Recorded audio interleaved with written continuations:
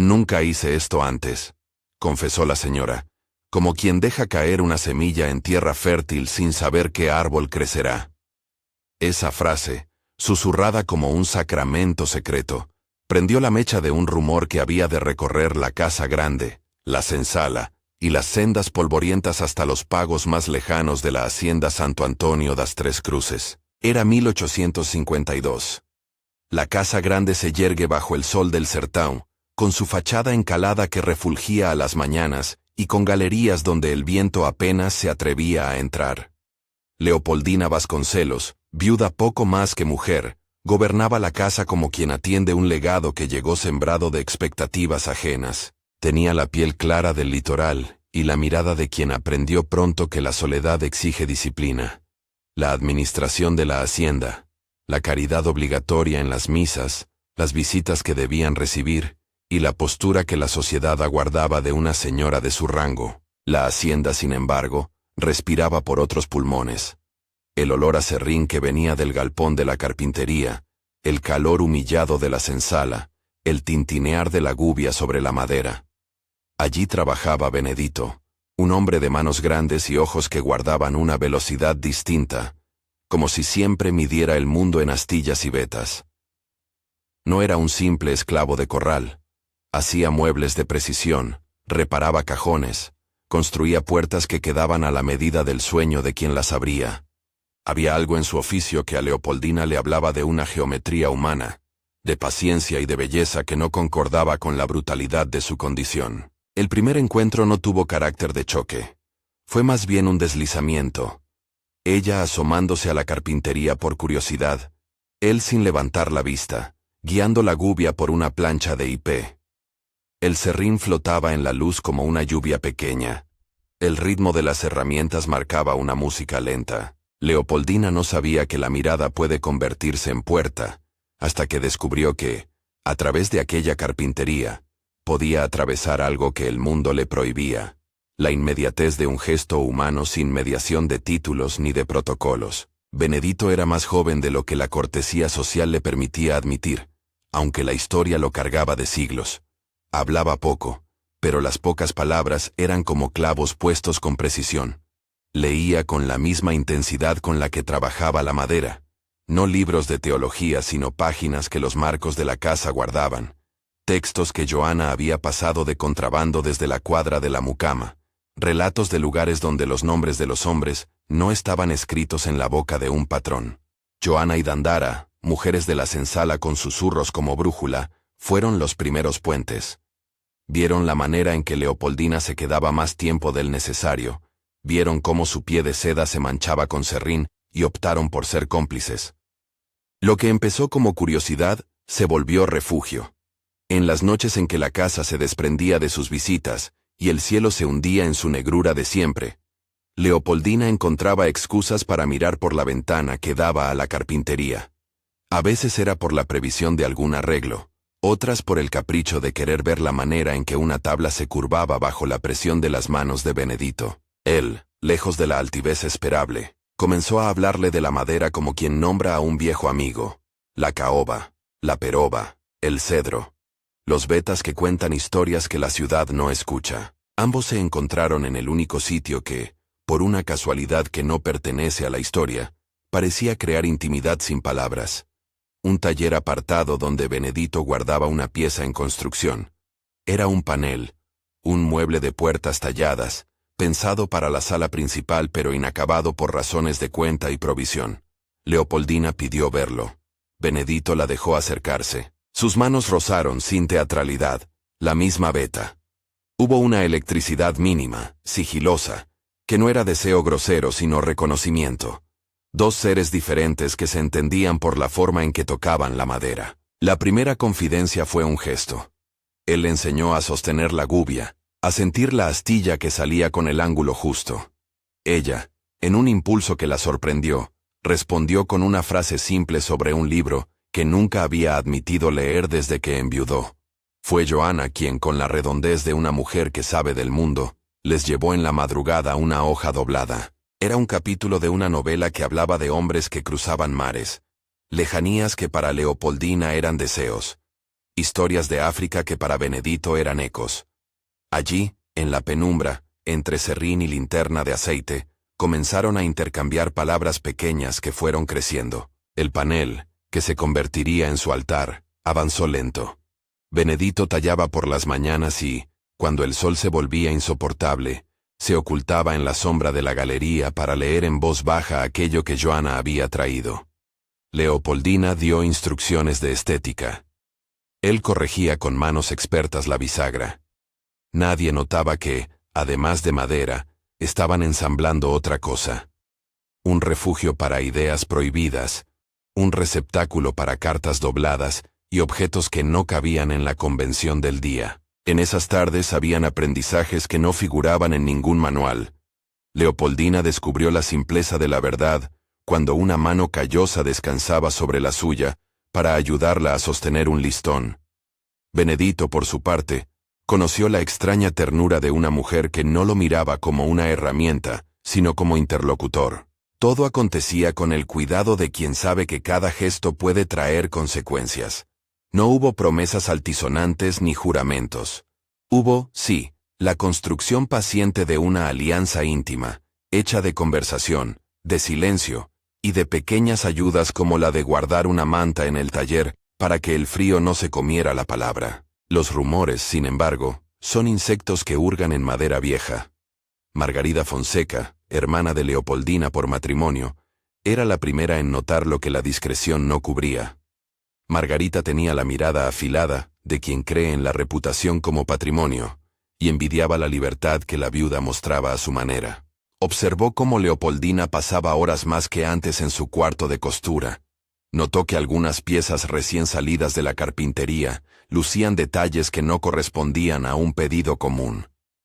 Cuando la señora de la hacienda invitaba a visitas, Margarida encontraba siempre una sombra de impropiedad que mancillaba la etiqueta. El padre Estebno Alcántara, cura que presidía las misas del lugar y cuyo aliento conservador impregnaba cada obligación religiosa, fue el siguiente en percibir rendijas. No por malicia punzante apenas superviviente de su cargo, sino porque la iglesia, entonces, funcionaba también como gramofono social. Todo lo que sonaba en la tierra acababa en su oído. La palabra de padre Estebno llevaba peso. Con ella podía sostener o aplastar reputaciones. Al pescador de rumores se le unió Batuque, el feitor interno, hombre encargado de la vigilancia cotidiana de la contienda de obreros y esclavos. Batuque, más pragmático que ideólogo, sabía que cualquier desviación de conducta debía ser documentada y reportada, no por fanatismo, sino por la protección de un orden que le daba sentido a su autoridad. Dentro de la senzala, la complicidad no tardó en tejerse.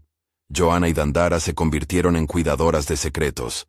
Guardaban, bajo trapos, libros que eran leyendas, acechaban las idas y venidas. A la hora de la noche, cuando el rumor de los grillos era la única presencia, corrían misivas escondidas hasta el taller. La atención se concentraba en pequeñas cosas.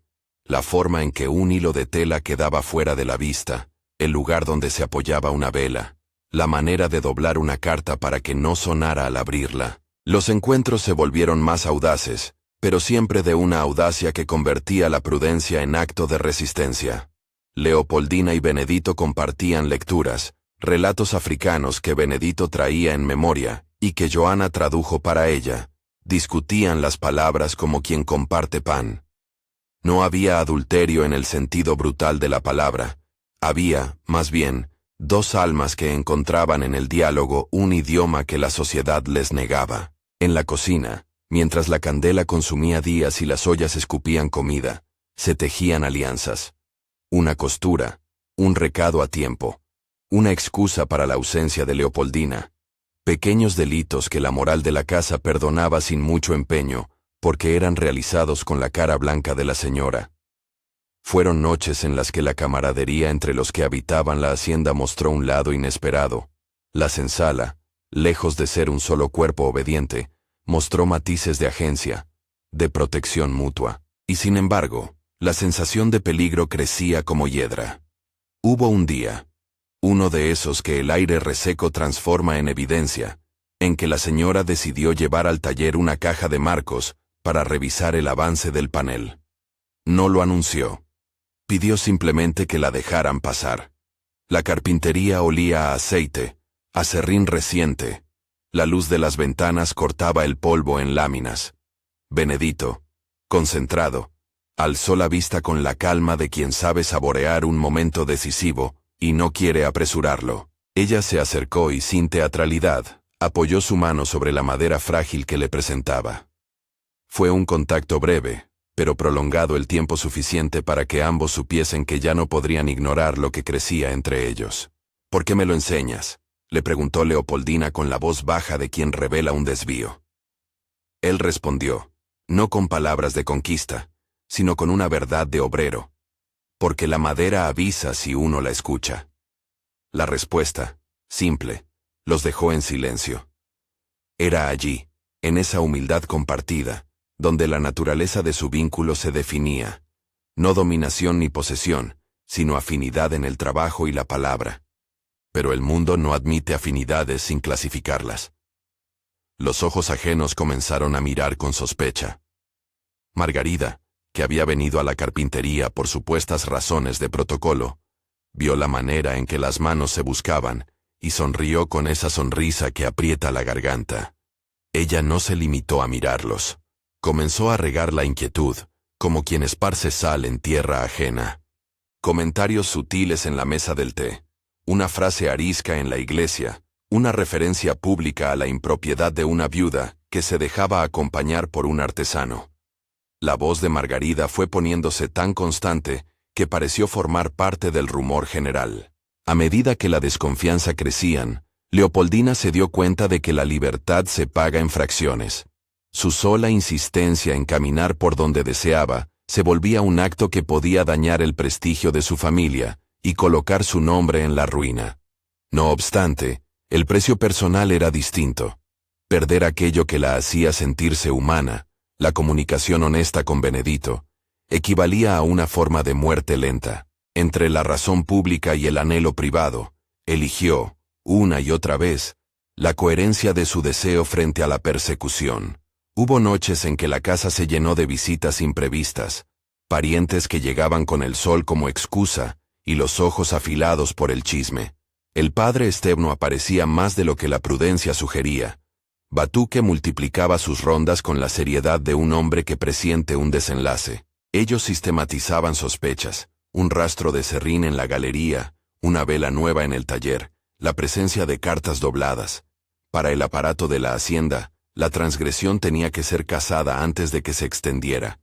Pero en la senzala, la protección era otro sistema, miradas que reconocían la injusticia y la salvaguardaban con el silencio. En la penumbra, el panel crecía en belleza. Benedito tallaba escenas pequeñas que nadie habría notado a primera vista. Un barco con velas diminutas, una mujer que sostiene un niño, líneas que parecían mapas. Leopoldina le pedía que incluya un detalle. Una estrella en la esquina, como símbolo de los viajes que ambos querían imaginar. Él clavó la estrella con la precisión de quien añade una firma. El refugio material se volvió refugio simbólico. Guardaban allí papeles, versos, un broche que perteneció a la madre de Leopoldina. Era un cofre de 2 historias que se sostenían con clavos. La intimidad, por supuesto, no permaneció inalterada. Una tarde, Margarida encontró un retal de tela con serrín en el dobladillo de la falda que Leopoldina había llevado a la capilla. La tela, a ojos de Margarida, era un manuscrito vivo. La envidia la impulsó a mirar más. No tardó en comentar la anomalía a su marido, vecino de la hacienda, y el comentario llegó al oído del padre Stebno con la velocidad de un mensaje que se necesita para alimentar la vigilancia moral. Las piezas se encajaron y pronto la sospecha dejó de ser rumor para ser acción. La primera gran prueba llegó con una visita inesperada. El representante del juzgado, enviado por un juez de la comarca, bajó de su carruaje con el pretexto de inspeccionar la hacienda. No era una visita común. Traía en su papel la posibilidad de poner el dedo en lo que alguien considerase inmoral. La señora tuvo que recibirlo con cortesía, mientras Margarida no disimulaba el placer de ver a la autoridad en la casa. Benedito, al enterarse de la llegada, Sintió el ambiente tensarse como si la madera misma quisiera retraerse. En la noche previa a la inspección formal, Padre Stebno acudió a la casa con el semblante sereno de quien anuncia una penitencia. Su presencia causó una quietud tensa. Las servidumbres de la casa se mostraban en su mejor compostura, porque la iglesia lo exigía. Leopoldina lo invitó a pasar y ofreció la hospitalidad que la etiqueta requería. Pero adentro de sí la señora respiraba con dificultad. Sabía que la presión aumentaba, y que su secreto, si salía a la luz, sería medido por la vara pública. La cena ese día fue un ejercicio de actuaciones. Margarida regodeaba su sospecha. El representante del juzgado sonreía con recelo. La viuda mostraba serenidad que no le pertenecía. Benedito, por su parte, permaneció en la carpintería hasta entrada la noche. Había algo en su semblante que parecía admitir lo que venía. Los días se acortan cuando la certeza de la amenaza aparece. Cuando la casa quedó en tinieblas y la mayoría se retiró, Johanna fue a buscar a Benedito con la velocidad de quien sabe que puede ser la última ocasión. Le advirtió en voz baja: «No dejes la carpintería esta noche». Él asintió. Sin embargo, pocas horas después, a la luz temblorosa de una linterna, Batuque y 2 guardias irrumpieron en el taller. El ruido fue corto pero devastador. Herramientas tiradas, una caja abierta, el panel entreabierto. Todos los espectadores de la escena, desde la galería, pudieron ver la figura de Benedito siendo tomada por la fuerza, sus manos aún manchadas de aceite y serrín. Leopoldina, al escuchar el alboroto, salió en bata sin pensar en la apariencia.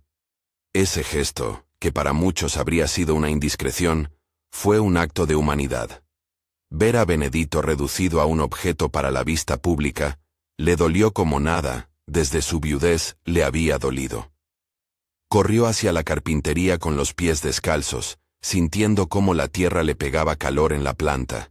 Quejidos lejanos de la senzala cruzaban el patio, y la luna apenas dejaba ver rostros.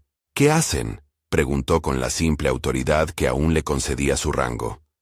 Batuque, firme, respondió sin malicia: «Orden del señor juez, sospechas de conducta impropia y de conspiración para ocultar objetos que podrían alterar el orden». «¿Conspiración?». La palabra sonó exagerada en su boca. Ella miró a Benedito. Lo vio con los ojos abiertos, sin entender del todo la causa de su propio secuestro. «Traen una notificación», explicó el representante del juzgado, desplegando un papel que olía a tinta y a madera.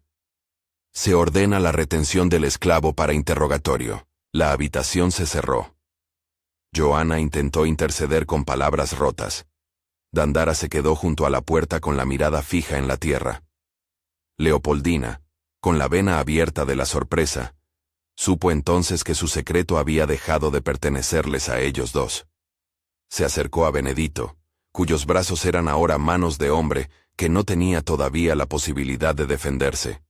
Lo tomó por el antebrazo con la fuerza de quien no está dispuesta a soltar lo que no tiene sin haberlo intentado. «No se lo lleven», dijo ella con voz que quebró. «¿Él?». La confesión fue un tropiezo. Él no hizo nada malo. La razón pública, sin embargo, tiene poco interés en las sutilezas del afecto. Batuque replicó con la frialdad de la función: «La ley manda procedimientos, señora. Si hay error, se comprobará». Alguien recordó entonces la vieja máxima social: una viuda debe marcar distancia para preservar su decoro. Margarida la observaba con una satisfacción que le arrancaba brillo a la noche. Padre Stebno, con su sotana negra, cruzó las manos como quien sostiene una advertencia ya pronunciada. Leopoldina sintió que algo dentro de ella se desplomaba, y sin detenerse a medir consecuencias, pronunció en voz baja una frase que desde entonces sería memoria en la casa: «Nunca hice esto antes». No la dijo como quien confiesa un pecado trivial, sino como quien declara un adiós a la inocencia de una vida que creyó posible. Aquella confesión, la misma que encendió todo, resonó en la carpintería y se extendió como una sombra. La escena del arrastre fue rápida. Benedito fue encadenado en las muñecas con grilletes que chirriaban, y lo condujeron por el patio, mientras la senzala observaba con ojos cargados de pena y enigma. Leopoldina intentó seguir a pie, aunque las normas sociales la detuvieron en el umbral de la casa. Su cuerpo, su posición, la etiqueta, todo estaba en contra de perseguir un esclavo conducido por el poder de la ley. Fue así que la vio alejarse, por la senda que conducía al portón, hasta desaparecer entre las sombras de los árboles que bordeaban la hacienda. La noche quedó con la sensación de un apagón. Nadie en la casa pudo dormir con naturalidad. Joana lloró en silencio. Dandara rezó en voz baja. Y Margarida encendió la chimenea como si el fuego pudiera limpiar la culpa que ella misma había sembrado. Leopoldina, sentada en su cuarto, encontró en el silencio la certeza de que la declaración que había pronunciado la marcaba para siempre. Había dicho lo imposible, lo que la sociedad no admitía en sus versos, que había amado a quien no debía, y que no lo había hecho antes por falta de oportunidad o de coraje. A la madrugada, mientras el carruaje que llevaba a Benedito se perdía en la distancia, la señora empezó a recordar cada gesto, cada talla, cada conversación que habían tenido. El panel inacabado parecía un testigo mudo que había de permanecer allí, con la mitad de su historia por escribir. La carpintería quedó cerrada con llave. El serrín en el suelo permaneció intacto como la prueba de una vida que fue interrumpida. Los días siguientes se anunciaban con una calma tensa.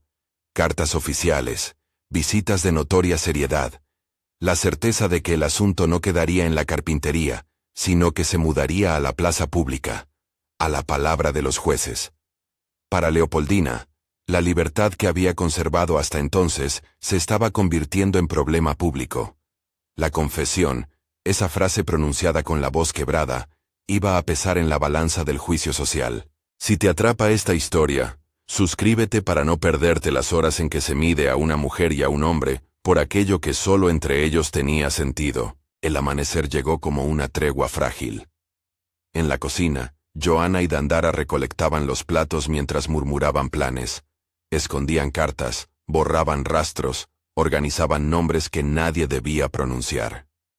Había que preparar la defensa de un nombre que no existía en el papel de la ley. Leopoldina, por su parte, sintió la obligación de mover fichas, escribir cartas, recibir gente, buscar a un abogado aunque supiera que la economía y la reputación eran, muchas veces, moneda más rápida que la justicia. Pero los engranajes de la justicia y de la sociedad funcionaban despacio. Cada trámite demoraba. Cada consulta era un retraso. La señora, que antes había organizado la vida como quien arregla un armario, ahora descubrió que no bastaba con voluntad para reorganizar el mundo. Empezó, sin embargo, a hacer cosas pequeñas que significaban enormes sacrificios. Dejó de salir en carruaje para evitar miradas. Cambió sus vestidos exuberantes por telas menos llamativas que la protegieran del rumor. Dio instrucciones para que el panel no se tocara hasta nueva orden. A su alrededor, la hacienda era un mapa de tensiones. Margarida celebraba pequeñas ventajas. Padre Estebno martillaba sermones más rígidos. Batuque observaba sin dejar de acumular pruebas. La Sensala, por su parte, respiraba con violencia contenida. La música habitual de la vida, ese compás lento de las existencias encadenadas, parecía interrumpido por un silencio insistente. En la casa de Santo Antonio, como en la geografía entera de aquel tiempo, las preguntas que importaban no eran solo legales, eran morales, humanas. ¿Dónde queda la dignidad cuando una relación nace de la necesidad de compañía y del trabajo compartido? ¿Qué puede hacer una mujer que ha perdido ya todo, si no es buscar algo que le devuelva la vida? ¿Qué peso tienen las leyes cuando la injusticia forma parte de su entramado? Ninguna respuesta era fácil, y cada intento por encontrarla traía su factura. Cuando la noticia del arresto llegó a la ciudad vecina, los comentaristas se dividieron. Algunos celebraron la aparente restauración del orden. Otros, más tímidos, se preguntaron si la justicia no estaba aplicando una vara diferente para distintos cuerpos. En el fondo, la pregunta sobre la casa de Leopoldina y el destino de Benedito no era solo de aquellos presentes. Tocaba a una sociedad que empezaba a mostrar grietas. Para unos, el incidente sería anécdota. Para otros, una advertencia. Y para los protagonistas, Apenas el comienzo de una cadena que no terminaría con el brillo de la mañana. Quedaba, sin embargo, un espacio invisible y fundamental, el lugar donde el amor se había forjado. El panel, en su abandono, seguía siendo un testigo con vetas. Las manos de Benedito por un instante habían dejado su impronta en la madera y en la vida de Leopoldina.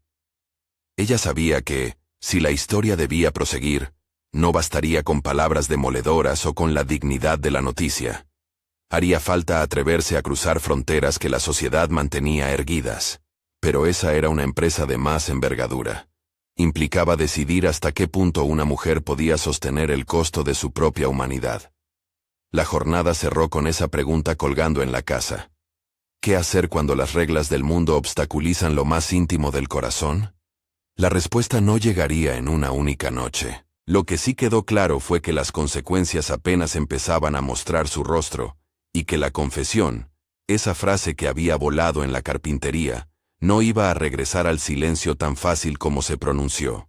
En el silencio templado de la tarde, la hacienda, como un cuerpo que retiene el dolor, esperó. Los días que siguieron al arresto no moderaron la furia del vecindario. La causa que había nacido en la carpintería fue engordando hasta hacerse pública. Las cartas llegaban con pliegos de tinta frágil. Los notarios repasaban el expediente con el aire ritual de quien confirma una condena antes de que el martillo caiga.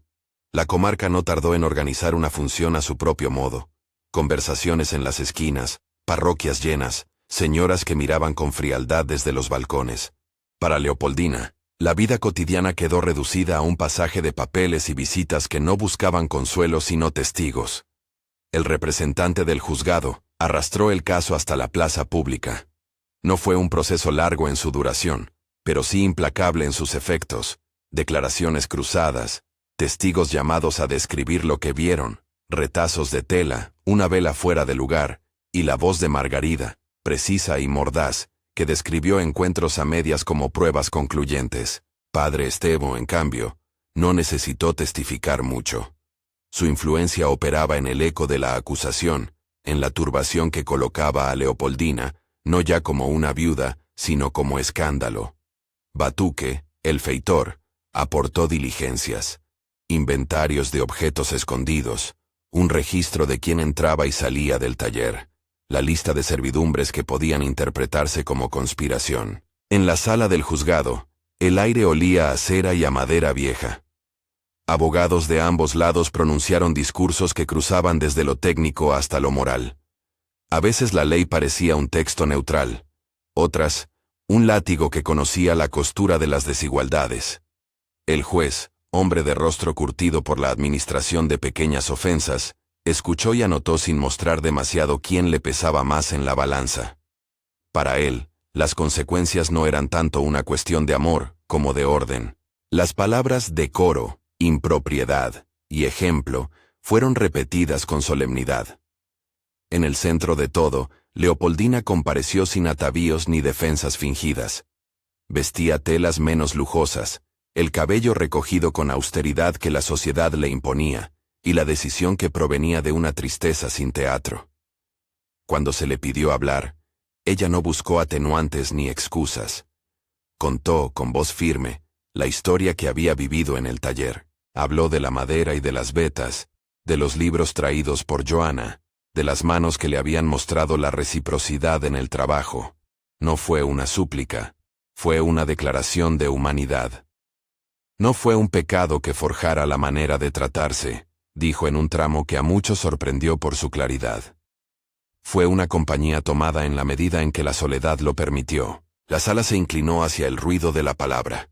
Al final, el juez tuvo que resolver más por la lógica del orden que por la verdad íntima de lo ocurrido. Benedito fue condenado a ser separado de la hacienda y embarcado. La notificación hablaba de destierro a Colonia, con una frialdad administrativa que ocultaba el verdadero destino. Las cadenas que le colocaron aquella noche fueron el gesto final que la ley necesitó para cerrar un expediente que debía advertir a otros. No hubo apelación eficaz. Para Leopoldina, la pena no se limitó a la pérdida. La sociedad la marginó. Fue despojada de ciertas prerrogativas de honor. Su nombre se retiró de algunos registros de beneficencia, y la Iglesia, que tanto había trabajado para marcar la conducta, la dejó en una especie de clausura social, invitada a oraciones, pero sin la calidez de quienes antes la estimaban. La noticia de la sentencia se esparció con la misma rapidez con que corría el serrín en la carpintería. Para la senzala, el golpe fue doble.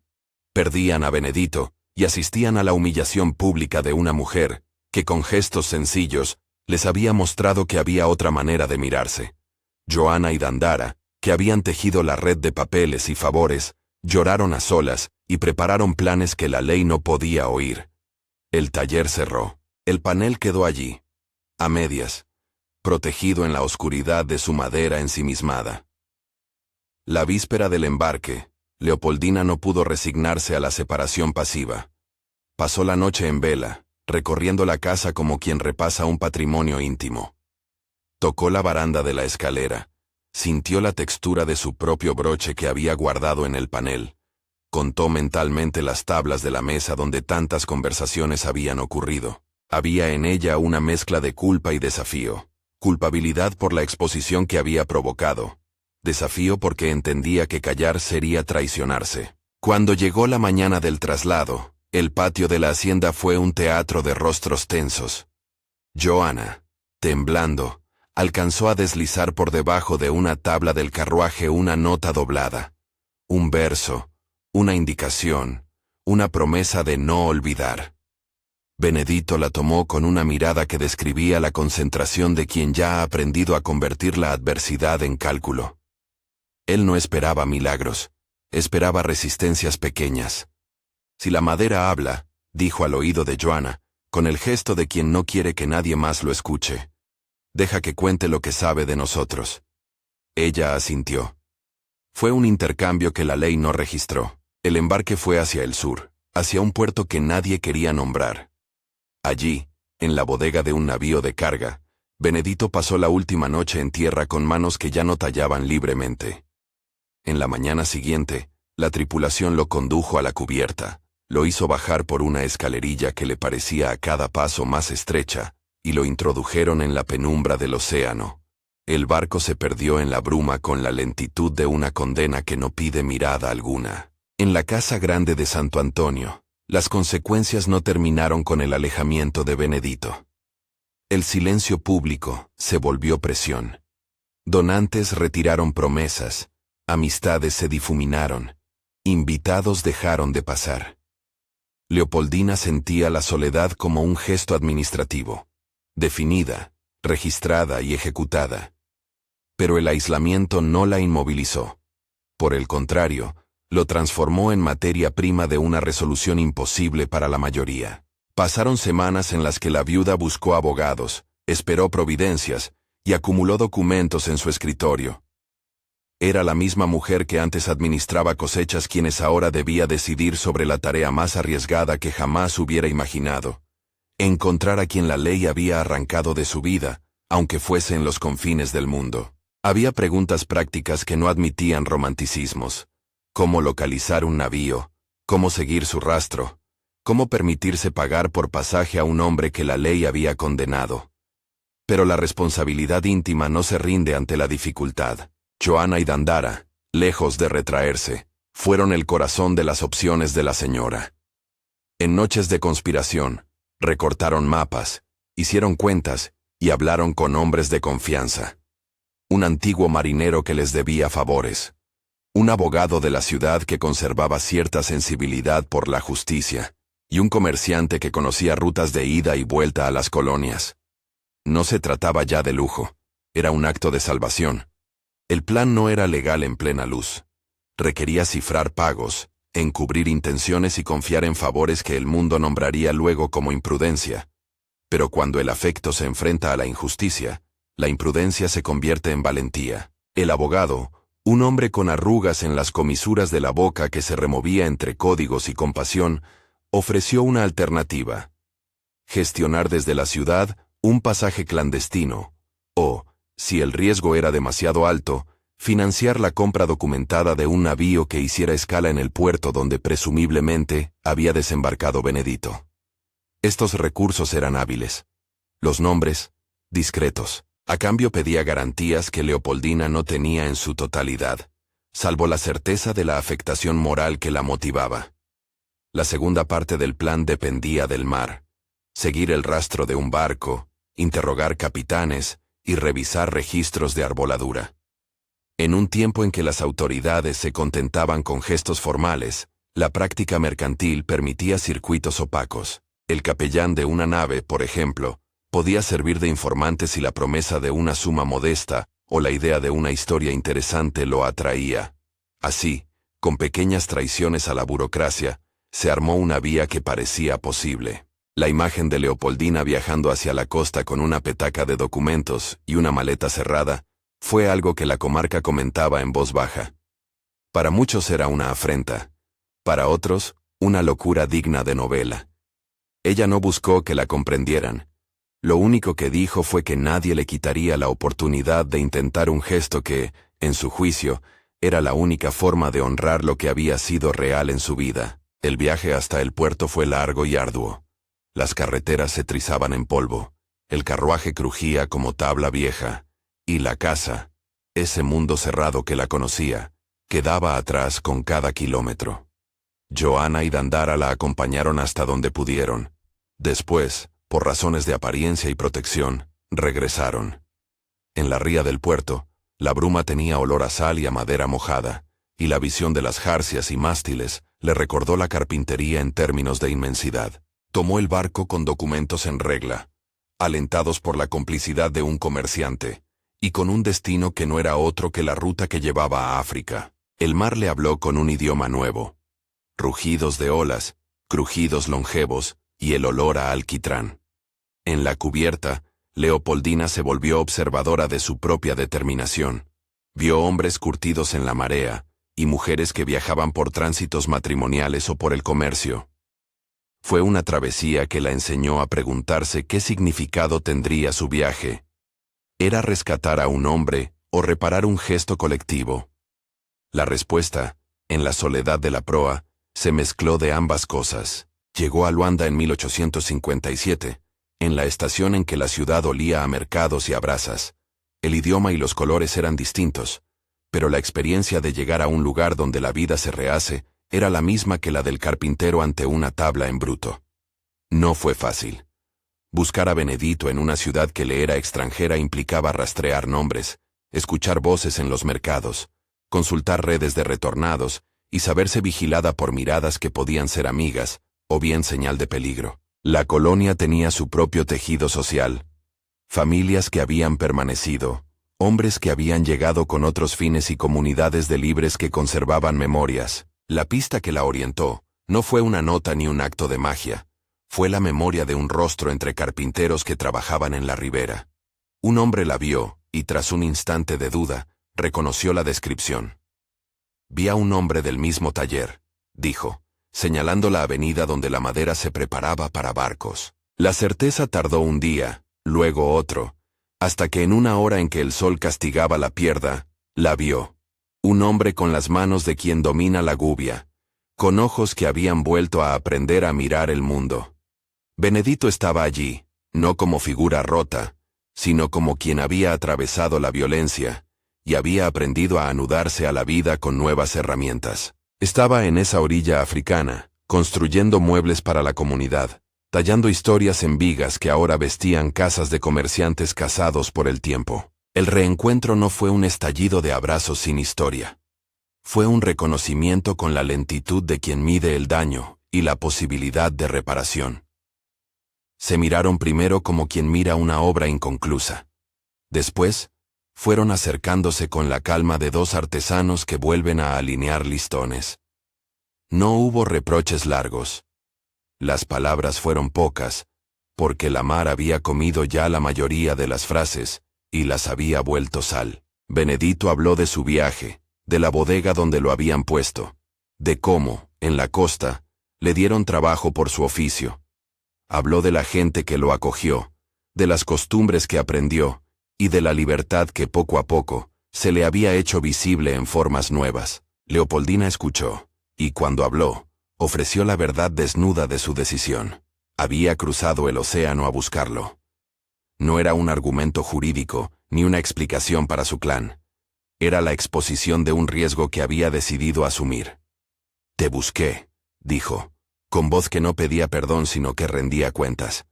Benedito vio en sus manos las marcas de la nueva vida, las uñas limadas por el trabajo encubierta, el gesto de quien había aprendido a esperar.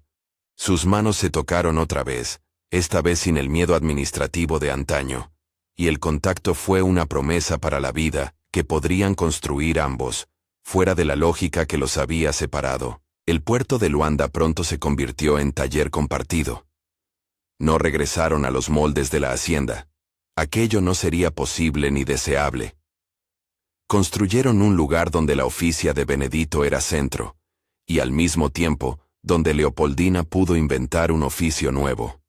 Administrar, organizar, apoyar la escuela que abrirían para niños que muchas veces eran huérfanos de la trata o descendientes de quienes habían vuelto. Joana y Dandara vinieron después. La fidelidad de la senzala se tornó en una solidaridad transoceánica. Sus manos, que habían guardado los libros y las cartas, ahora enseñaban a leer a aquellos muchachos que llegaban al patio. La comunidad de retornados, hombres y mujeres que habían encontrado en Luanda un modo de rehacer lazos, se volvió el sostén de esa nueva familia. No todo fue plenitud. La violencia histórica no se cura con un taller ni con una escuela.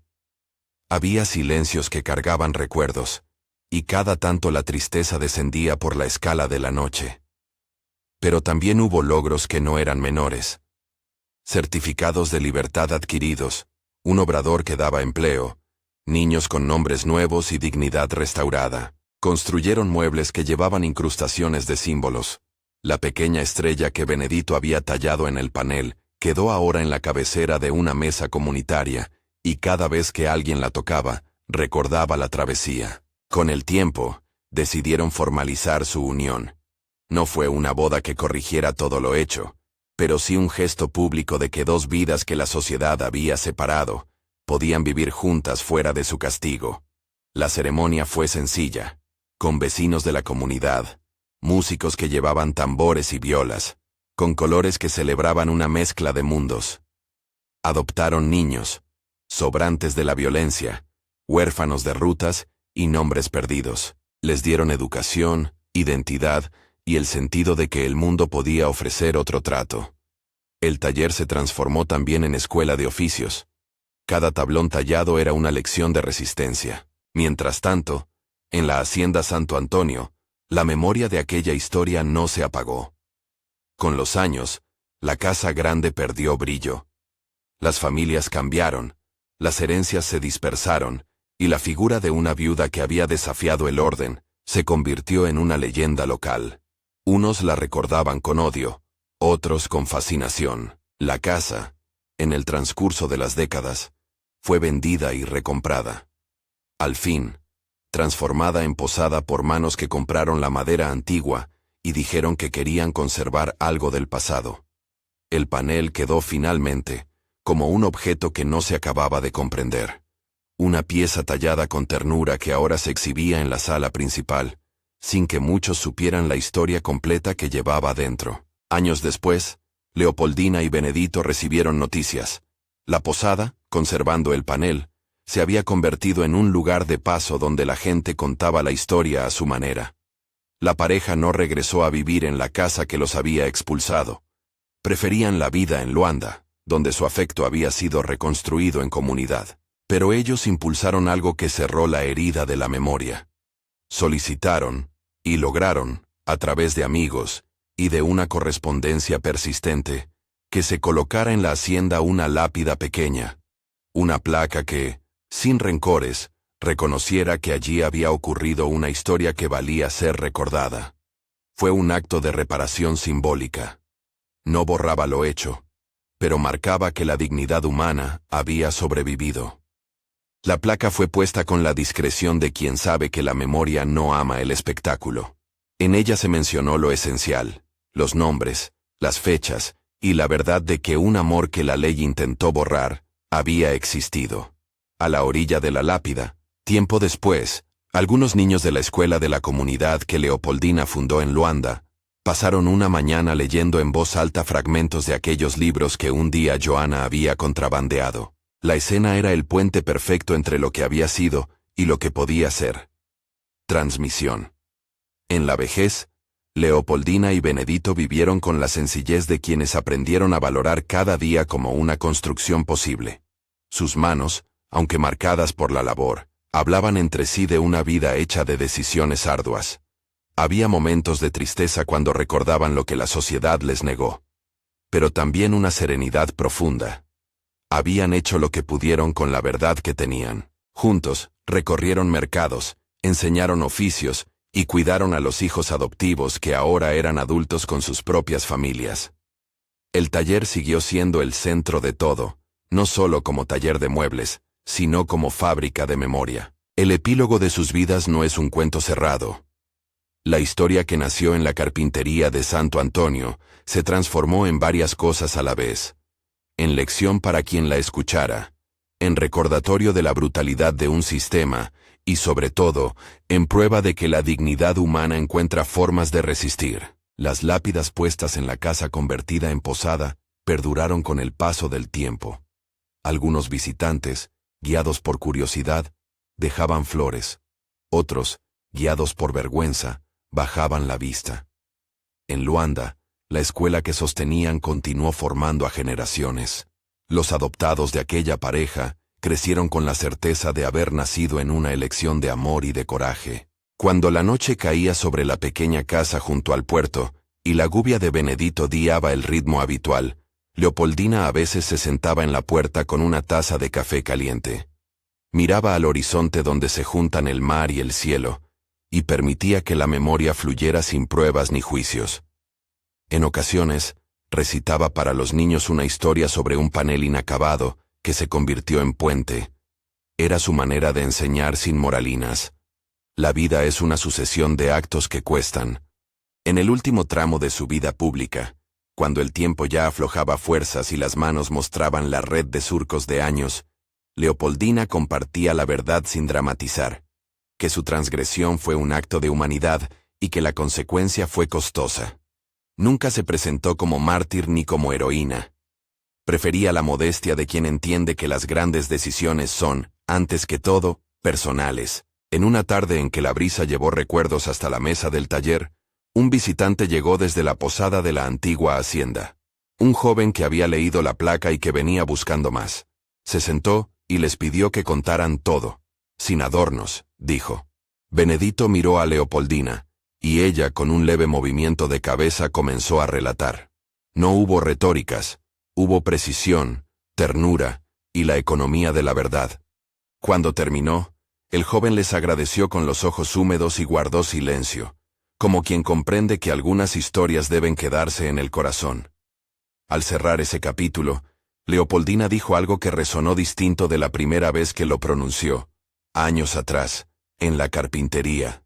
La frase del comienzo reapareció, no ya como disculpa, sino como reconocimiento. Nunca hice esto antes, murmuró, y seguramente no lo habría hecho si no hubiera entendido que la humanidad exige riesgos. No era una confesión de error, era, más bien, un balance honesto. Ella no había reparado el mundo entero, pero había elegido no ser cómplice del silencio. El joven la miró con gratitud. Para entonces, la frase tenía el matiz de quien admite la novedad del gesto y su precio.